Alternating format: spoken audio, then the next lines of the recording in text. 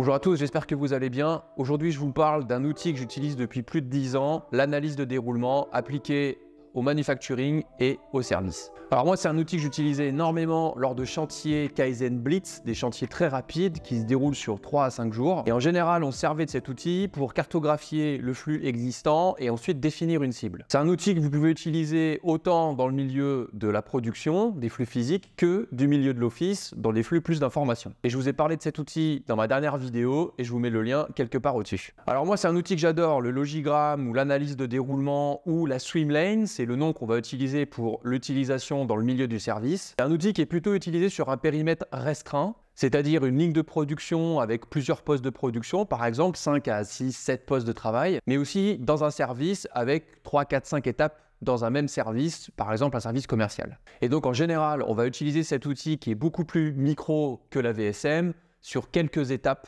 de ce fameux processus en question. À travers cet outil, on va pouvoir calculer des takt time, des temps de traversée, des pourcentages de valeur ajoutée sur l'ensemble de votre temps d'écoulement et aussi identifier des post-goulot ou des étapes contraintes par rapport à un takt qu'on va calculer, un débit idéal à atteindre. Et en parallèle de cet outil, vous pourrez donc utiliser le spaghetti flux pour tracer vos problématiques de transport ou voir le gaspillage de transport, mais également faire des chronos ou analyser la valeur ajoutée et non valeur ajoutée vraiment de manière objective pour comprendre le temps qui s'écoule dans chaque étape. Les principes de réalisation d'un Logigram ou d'une Swimlane. Alors c'est un outil qu'on peut faire sur un fichier Excel. Nous, on donne des fichiers Excel et des exemples de fichiers Excel dans nos formations au travers de la 7 Shape School. Mais je trouve que la meilleure utilisation, c'est quand on le fait avec un brown paper ou un papier blanc et avec des post-it. Ça permet d'utiliser au mieux l'intelligence collective. Chaque fois, on va toujours faire un état existant, comment fonctionne le processus actuellement, et on va suivre le flux physique de ce process. On va réaliser un état cible, un état idéal qui vous permet d'atteindre vos objectifs. Et entre les deux, vous aurez un plan d'action qui vous permet de passer de l'état existant à l'état cible. Vous allez identifier un périmètre, une famille de produits ou un produit en particulier et vous allez le suivre du début jusqu'à la fin. Donc en général, ce qu'on suit sur un Logigram, par exemple dans la production, on va suivre tout le flux de production de mes 3-4 étapes, plus le flux logistique autour, tout ce qui va arriver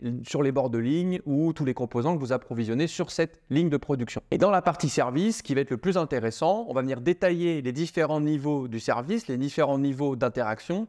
Et ce qui sera intéressant, c'est d'identifier les tâches, mais aussi les échanges qu'il y a entre chacune des étapes de ce fameux processus de service. Et bien sûr, l'idée, c'est de réaliser ça au maximum en allant sur le terrain, en allant sur le Gemba, de manière à voir aussi tous les problèmes autour de ce processus-là. Il y a quand même une petite limite qu'on va retrouver dans tous les outils de diagnostic statique, c'est-à-dire que ça ne va pas être dynamique, donc ça va être une image à un instant T. Donc choisissez bien le moment auquel vous allez faire cette cartographie de processus, de manière à avoir un maximum de problèmes, et n'hésitez pas à regarder ce qui s'est passé dans le passé pour bien remonter toutes les sources de gaspillage, tout ce que vous allez pouvoir améliorer dans votre état cible. Les icônes utilisées dans le cadre de cette cartographie de processus. Je vais vous les mettre à l'écran. On va utiliser plusieurs types de pictogrammes. On va retrouver les pictos notamment de valeur ajoutée et de non-valeur ajoutée. Et au niveau de la valeur ajoutée, on va les scinder en deux parties. Les tâches qui vont être en vert et les contrôles qualité qui vont être également en vert. Ça va être tous les contrôles que votre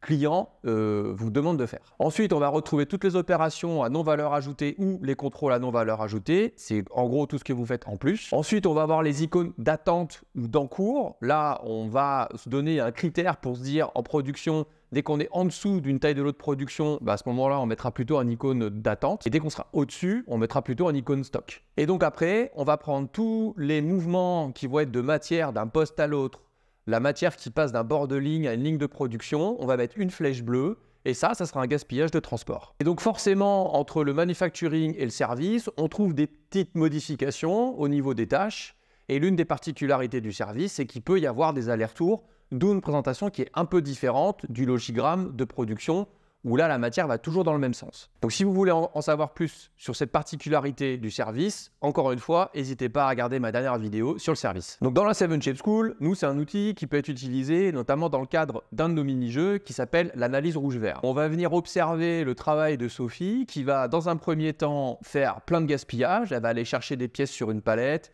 un outil sur un autre poste de travail, un autre outil ou une pièce sur une étagère. et on va se rendre compte que grosso modo, en fait, ce flux, il est majoritairement composé de non-valeurs ajoutées. Nous, dans notre simulation, l'objectif, c'est d'analyser le temps rouge, temps vert, mais en parallèle de ce temps rouge, temps vert, on peut également tracer un logigramme ou une analyse de déroulement qui permet de comprendre ce qui se passe et surtout d'identifier les différents gaspillages. Et donc, l'objectif de ce mini-jeu, c'est de tracer une cible dans laquelle on va retrouver moins de transport, moins de tâches à non-valeur ajoutée, moins de contrôle à non-valeur ajoutée, et potentiellement diminuer les stocks et les transformer en cours de production. Et donc dans la vraie vie, quand on va établir une cible, on va prendre son état cible, prendre un post-it notamment de transport par exemple, et se demander comment je pourrais le supprimer pour ne plus le retrouver sur mon état cible. Donc je passe de mon existant à ma cible en enlevant les post-it de gaspillage et en ne touchant pas aux post-it de valeur ajoutée, les contrôles et les tâches. Donc cette étape de passer de l'existant à la cible vous permettra de passer de la phase de mesure à la phase d'analyse, puis à tracer votre flux cible dans votre phase d'innovation, puis ensuite de mettre en place sur le terrain vos véritables actions. Libre à vous encore une fois d'utiliser des outils de résolution de problèmes comme le 5 pourquoi ou le diagramme d'Ishikawa par exemple. Et surtout de vous appuyer sur les autres outils de diagnostic, spaghetti, rouge-vert, pour affiner votre analyse de votre processus vu de dessus. Pour conclure mes petits conseils, dans tous les cas, chaque outil de diagnostic, ça demande beaucoup de pratique. Donc le premier que vous allez faire, il ne sera pas génial. Le deuxième sera encore mieux, etc. etc. C'est un process d'amélioration. N'hésitez pas également à adapter un petit peu l'outil, à l'utiliser d'une autre manière, à peut-être rajouter des pictogrammes, ça peut vous aider. Faites toujours une cible avec un plan d'action en plein milieu. Un état existant, ça reste du papier peint et vous ne pourrez donc pas en faire grand-chose. Et surtout, utilisez d'autres outils diagnostiques autour de cet outil Swimlane ou Logigramme.